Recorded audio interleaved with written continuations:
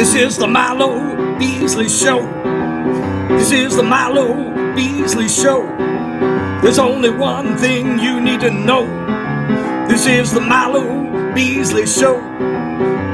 And now, here's your host, Milo Beasley.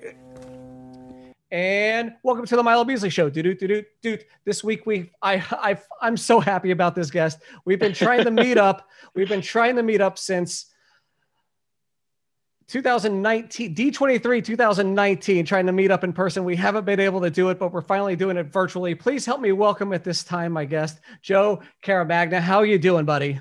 I'm doing great, Milo. Great to be here finally. Oh my goodness. Finally, yeah, the timing wasn't meshing at D23 and, like other conventions and obviously conventions are no longer. And then the world fell apart and yeah. So, but hey, we've stayed in contact and, had a lot of good Twitter interactions and stuff. So I'm glad to finally, be able to chat with you. Yeah, same here. Very excited. So folks may know you as a Marvel and Disney comic book artist and writer. That's got to be cool, right? So you write for Frozen. I did, yeah, for 3 years. Yep. DuckTales, Big Hero 6, which I love Big Hero 6. Oh, cool. So how did that come about? Like you being able to write for Disney? Well, I started out as a letterer for Marvel. That's how my comic book career started. And I always wanted to be a writer. So I was always pitching stories to my editors, the editors that I was lettering comics for. Right. And then one day, a writer didn't deliver on a script in time. And the editor said, "Hey, you want to write? Can you send me a Fantastic Four story by Monday?" And it was Friday night. And I was like, yeah, of course I can. I had no idea if I could or not, but I did it. It worked out. And then from there, I started getting more and more work. And then Disney bought Marvel. And some of the people that I worked for at Marvel kind of migrated over to the Disney side. And I kept in touch with them. And projects came up and they started calling me. So it all worked out. As you know, I'm a Disney super fan to begin with. So it all worked out. I want to say according to plan, but it's just combination of crazy coincidences and just dumb luck. So with comic books, like with a Marvel book, you can kind of take an arc into a certain area with limitations, of course, but you can really, put your feel on a book. But with Disney, when you're writing for Frozen, yeah, what kind of liberties are you given? Not very many. As you can imagine, they're quite protective of their billion-dollar franchise. I mean, go figure. But I actually had a really great relationship with the Frozen team. They liked a lot of what I was doing. My editor was always so happy because I somehow knew how to get stuff approved, because the Frozen team is notoriously very difficult is not the word, because they're very protective of their franchise. Yeah, you have to, like you said, protective. So I mean, that's the breadwinner right there, right? Yes, so they have lots of rules in place, and the bar is pretty high for what they're looking for. And I just had a knack for finding what it is that they wanted out of something, and I was able to get stuff approved rather easily. Which, I mean, that's why they kept me around for 3 years, I guess. Writing Frozen stories. That's awesome. And then you worked on DuckTales. Were you a fan of the original DuckTales in the 90s? I was, yeah. I was a little bit older by then, but I still watched, Disney afternoons. But yeah, a lot of times I was out riding my bike and stuff. I wasn't, I wasn't glued to the TV after school as much as I had been when I was younger. But I definitely did watch a lot of DuckTales and Tailspin.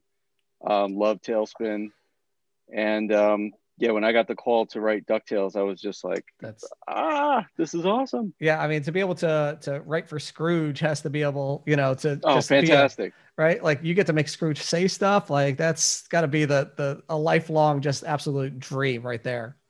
Oh yeah, and always in the accent. While I'm typing, I'm I say the lines with a Scottish accent to see how it would sound, if Scrooge were saying the line. So that's awesome. Yeah, I tried to do the same thing with Donald Duck too when I wrote Donald Duck dialogue. Oh, it was ridiculous. If you were in the room with me while I was writing, it was. Oh man, that would be a great behind. Crazy. You need like a behind the scenes feature. So like the next time you're writing a character like that, you got to like set up your phone, and then that way you can post your behind the scenes footage whenever your book gets published. Nobody wants to hear my Donald Duck impression. It is, it's horrendous. I can't do a Donald Duck voice. I was just like kind of pretending, and, you know. That's fantastic. Trying to make it sound like it in my head. Right. And so currently you're working on Amazing Spider-Man is one of the books you're working on, right? The letter of Amazing Spider-Man. Yeah. Right. I actually have been for quite a long time. Like that's, I want to say 13, 14 years now. And I've been lettering Amazing Spider-Man. That's crazy. Are you excited? It's very crazy. Obviously you're not doing the art, but are you excited? I guess word is Spidey gets a new suit next month. Oh yeah, but you know, I've been around long enough that he's gotten a lot of new suits. He's gotten a lot of new suits, yes. So for me, it's just old hat, you know. Who do we need to talk to? I'm a huge Spider-Verse and Peter B. Parker fan. Who do we need to talk to at Marvel to get a Peter B. Parker book? Oh boy, I don't know. Just keep tweeting at them and bothering them. Tweet at CB. He's gonna kill me for saying that. Tweet at CB and say I want a Peter B. Parker book. We need, and he's left out of the he's left out a lot of the Spider-Verse, but man, he was an integral character. He was a great character. In the movie. Great character. Yeah, yeah. And it's such a great movie too. Absolutely. Phenomenal. I've had a couple of your cohorts from the Spider-Verse, so to speak, on the show. I've had Robbie Rodriguez, creator of Spider-Gwen. I have I want to say 4 years ago, I had Ty Templeton awesome. on my show. Ty. He was one of my first comic book guests on the show. What is it like to work with Ty, who is an absolute legend? What is it like to work with him and be able to like just chat with him and pick his brain on stuff? I have very limited contact with the people that I work with while I'm working with them. I get to see them at conventions and things like that. Because while we're working, we're always up against such tight deadlines that we don't really, we communicate through the editor. It's rarely, a little bit through email, but that's about it. And then we get together and trade the war stories when, we see each other at like MegaCon or something. Right. And we say, hey, did you know what was going on my end while this was happening? They're like, oh my God, I didn't know that. It's just crazy. You piece together the creation of a comic by trading stories. I guess that's like almost like an animation, like a television show where people go and they do their voices and then they go and piece them together with somebody else, but you don't necessarily see that person or work with that person anymore. Right. You just do your line. So I guess it's similar to comic book writing. I didn't know that. Yeah. At least for me, I know some writers, they collaborate more with their artists. Right. They talk on the phone and talk about the direction they want to take with, the pages and all that. But I wrote mostly the all ages stuff, the kids material. And I never knew who my artist was going to be. Oh. So I would just write scripts. Even on DuckTales, I didn't know which one of the artists was going to get to, draw my scripts. It was a rotating, group of artists. So I didn't even know. A lot of times I would just send in a script and then like a few months later, they would send me a PDF of like a finished comic. I'm like, whoa, this is great. But it was like out of my mind for months. And then all of a sudden just shows up fully finished. It's like magic. That's wonderful. Really cool. I saw just yesterday breaking news that you are amongst a team that was nominated for a GLAAD award. Yes, that's right. That's gotta feel kind of cool. It is cool. But like I said, I've been doing this a long time that I've worked on a lot of books that were nominated for GLAAD awards. So I think, but I think Runaways that won last year. I think so. Because I'm the letter on Runaways. Oh, no. That might've been Star Wars won last year. Okay. It might've been nominated. Maybe it was nominated also. Yeah. So it is really cool. Yeah. Especially a lot of books leaning towards that way. So a lot of heavy competition lot of Oh heavy yeah. competition now. So And just the fact that they have a category for comics really absolutely shows you like how the industry has shifted over the years. It's pretty great. did you have a favorite book, a favorite comic book, or a favorite character while you were growing up? Oh, it was always Spider-Man. So when I got to work on Amazing Spider-Man, it was like mind blowing. It's just the coolest experience ever because I had read it all my life. And then I started working on it and I realized I would be getting comp copies. I'm like, I never have to buy another issue of Amazing Spider-Man again. I'm going to get it for free. That's They're great. Paying me to do it, to read it. You would have worked for the copy. Yeah, really. You would have worked for the $3.99 copy. Oh, sure. No, if anyone from Marvel's listening, please don't stop paying me and just send me comps instead. I enjoy getting paid for it too. Did you so how did you have your own book? Did you start off like doing your own book, or did you just submit your work to Marvel? How did you get involved with working for Marvel and the comic books? Well, way back when I wanted to be an artist. So I went to the Joe Kubert School of Cartoon and Graphic Art in New Jersey, and which a lot of great comic book artists have come from. And I realized rather quickly that I was never going to make it as a comic book artist. So I had to do something else. So I really started leaning in on storytelling, and I would pick everyone's brain there about storytelling. I had a couple of writing teachers there. Obviously, Joe Kubert himself was one of my instructors. So I would ask him questions all the time about his stories.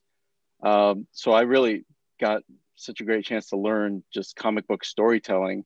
And as a result of that, a lettering internship came up at Marvel, and they came to the school looking for interns, and the school recommended me to be one of their lettering interns at Marvel, which was news to me because I had no interest in lettering, and I didn't even think I was good at it. But they must have, I guess, because I worked hard while I was at the school, you know, they put me on the list and I interviewed for it and got it. And it just went from there.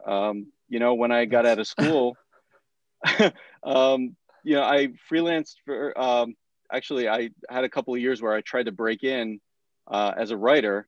And then I started getting freelance lettering work after school. And that's how it all started. It picked up from there. That's a great recommendation for a school like that, you know, to be able to go there and be picked up right out of school as an intern and work for Marvel from there on out. That's if there was a rousing endorsement, that would be it right there.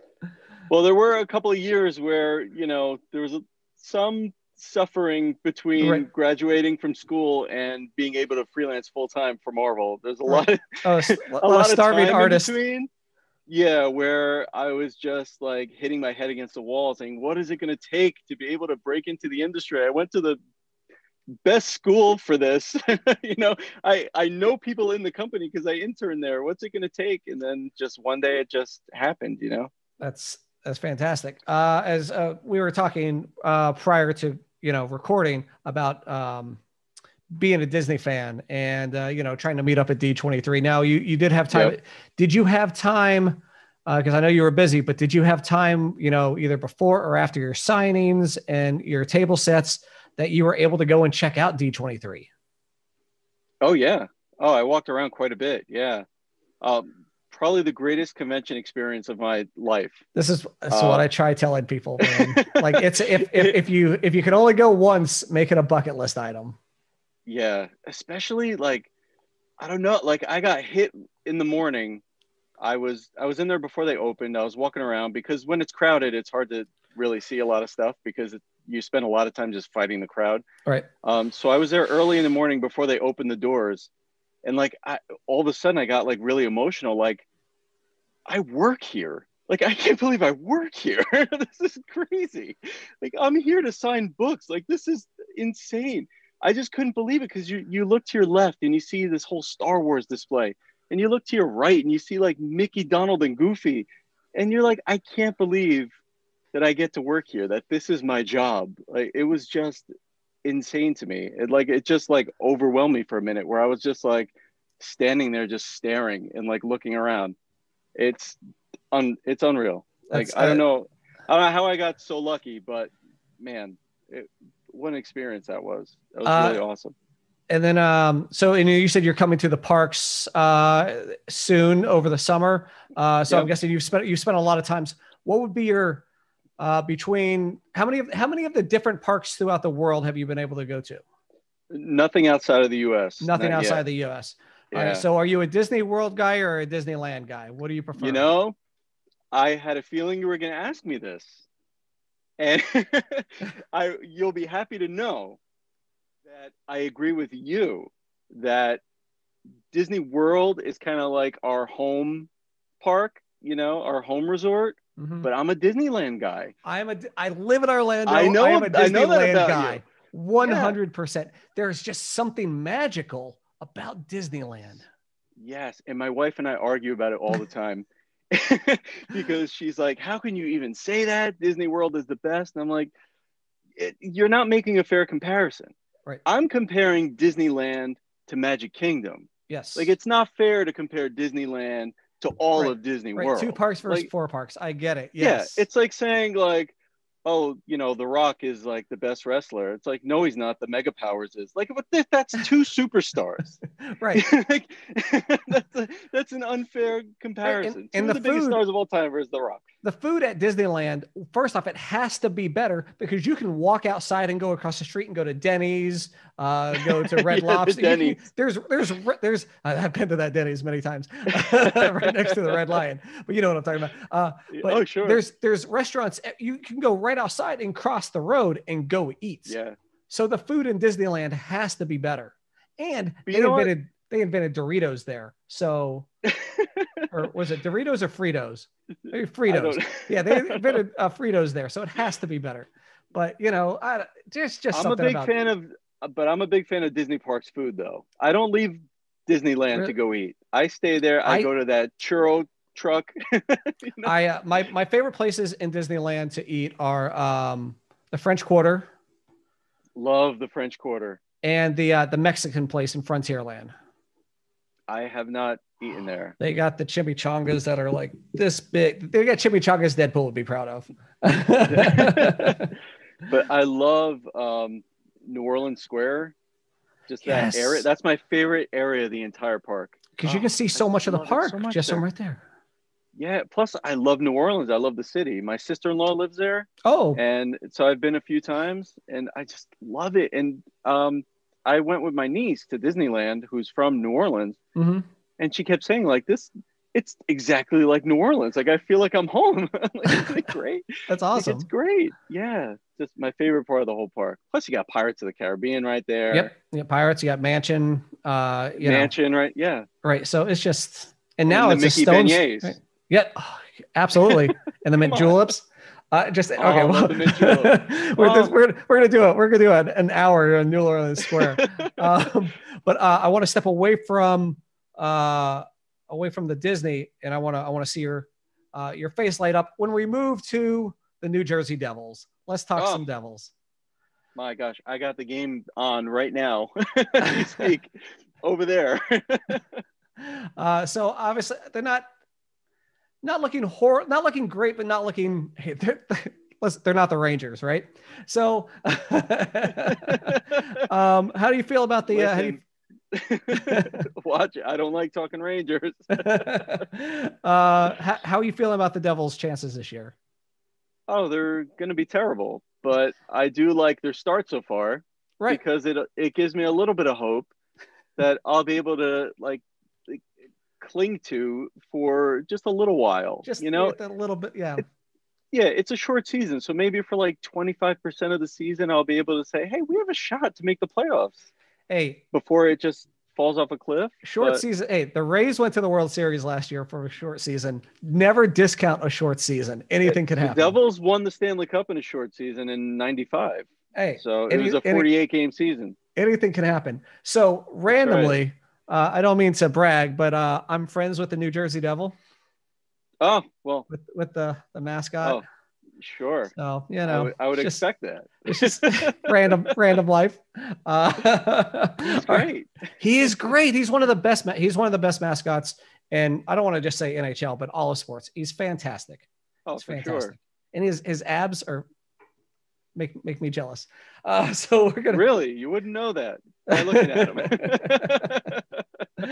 So we're gonna move on to a thing, a couple first of our little mini games here in the Milo Beasley Show, and this one is called the frequently asked questions. I'm gonna ask you the same 5 questions that I ask that every guest here on the Milo Beasley Show. So these might be a little bit tough. All right. Okay. Number 1, very first celebrity crush. Oh man, that's tough. I want to say Tiffany Amber Thiessen, Kelly Kapowski. Kelly Kapowski. I mean, there was probably one before that, but I don't know. Maybe that one's got to be Milano? That one's got to be way high on a lot of people's list. Yeah, maybe Alyssa Milano, or it might have been Winnie Cooper. I don't know which came first. I'm not sure. I would have to look on like IMDb about this. All right. Check the dates of those shows. But that's a good trio right there, no matter which one it was. The best. Yeah, all right. I mean, it's the same trio for everyone my age. This is true, especially Winnie Cooper, right? Yes. Oh, of course. Question number 2: your favorite guilty pleasure song. So, like a song that maybe that you just you sing anytime it's on, but maybe turn it down when somebody's looking at you. I have so many. I have the absolute worst taste in music. My most played station on Sirius XM is Yacht Rock Radio. Oh my gosh, that's a great one. It's the best. Pina Colada song, I'll give you that one. That's an easy answer. Oh, Pina Colada song is a great song. Love it. Fantastic. What's the song about Key Largo? You know, like we had it all, just like Bogey and Bacall, you know? Yes. It's good stuff. Anything by Christopher Cross. Oh, love it. Love all that stuff. That's fantastic. It's great. All right. Question number 3. Would you rather fight one horse-sized duck or 100 duck-sized horses? Like if you were in a fight for your life, would you rather fight the one giant duck or the 100 little horses? I got to say 100 little horses. I think it would be easier. I think so, because you can kick. Right. I would feel terrible about kicking a horse, but I mean, if my life is on the line, right. This is what to. Right. Yeah, but a giant duck, like that's terrifying. It's very Even terrifying. One normal sized angry duck is horrifying. I can't imagine a giant one. All right. Question number 4. This one always stumps people. What is your favorite movie quote? Oh, this is hard. I would have to say, this might actually be a cop-out, might be an easy one. Okay. But in Star Trek II, The Wrath of Khan, Captain Kirk just yells, Khan! Probably my favorite one. But there's a lot from The Wrath of Khan that I love, you know? But I'll go with that one. That's a good one. All right. Yeah. Question number 5. Is Harry Potter actually a hero or is he a giant dick? Okay. You know, I never got into the Harry Potter. I have never seen a movie. Oh, wow. I've never read a book. All I know of Harry Potter is the area in the Universal theme park, which is very cool. It's very cool. So based on that, I think hero. I would assume hero. I think he's a jerk, man. I think he's super snobby. I don't like the guy, but you know, he's a hero, I guess. Educated on that. I don't like to make snap judgments. You know, I like to give everyone a chance. All right, and then our last thing is what we like to call on the Milo Beasley Show the top 5. I ask you a random question. This one might be a little bit easy. You can take from either coast. Top 5, no particular order, Disney rides. I was hoping you would ask this. Okay. I was hoping you would ask me this question. Okay. I got to say, Indiana Jones Adventure. What's the exact name of it in Disneyland? In the Temple of the Forbidden Eye. Is that what it's called? Yeah, Indiana Jones. The Indiana Jones attraction. Yes, the Indiana Jones and the Temple of the Forbidden Eye. And the only reason I know this is because when I was doing This Week in Disney History, like last week, during like the night, one of the Super Bowl, I think the 1995 Super Bowl in Miami, they had a halftime show, and it was called Indiana Jones and the Temple of the Forbidden Eye. And it was because that attraction came out in March, like 2 months later. Okay. It was, so their entire halftime show was a commercial for the Indiana Jones ride in Disneyland. There you go. It's a great ride. It is. I love it. Definitely up there. I like Dinosaur in Animal Kingdom, which is pretty much the same ride. Same ride. But it's not Indiana Jones themed. Right. I love Pirates of the Caribbean so much. Which one? I prefer the Disneyland. Yeah, my wife again thinks I'm crazy, and we argue about this, but no, the Disneyland one is better. Let's see. I'm quickly going through it in my head. I have to say, It's a Small World. Okay. Because as much as that song gets stuck in your head, I love that stupid song. And I just love the whole theme, the whole moral of the story there. I really enjoy that. And let me see. I'm not a thrill ride guy, so I'm not going to say like any roller coaster. So I got to think something. Wait a minute. Hold on. Big Thunder Mountain Railroad. Big Thunder Mountain at Disneyland, right? I guess they're about the same. They're roughly the same. Yeah, I don't know if I have a preference. I like them both. Yeah. So I totally screwed up. I should have included the Matterhorn bobsleds. Oh gosh, yeah, that thing. Oh. If you need a back adjustment, that's the ride you go on.